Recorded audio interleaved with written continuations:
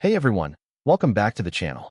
In this video, I'll show you how to fix the Forza Horizon 6 infinite loading screen issue. If your game gets stuck while launching, follow these steps carefully.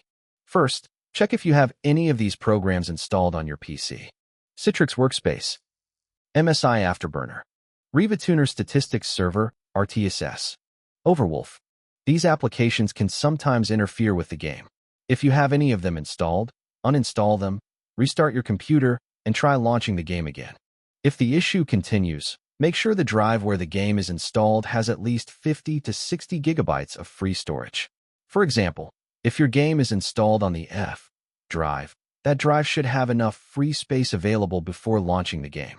Next, try using a VPN. A free option like Proton VPN can help in some cases.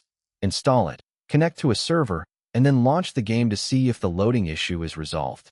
If that doesn't work, make sure you have the Microsoft Store installed on your PC. Open the Microsoft Store, search for Xbox, and install or update the Xbox app if needed. Once the Xbox app is installed, go to the library section and update both the Xbox app and gaming services to the latest version. After updating, open the Xbox app, click your profile icon, sign out, then sign back in using the same Microsoft account. Leave the Xbox app running in the background. Now open Steam and launch Forza Horizon 6 again. In most cases, the game should now load normally without getting stuck on the loading screen. That's it. If this guide helped you, don't forget to like the video, subscribe to the channel, and turn on notifications so you never miss future tutorials. Thanks for watching, and I'll see you in the next video.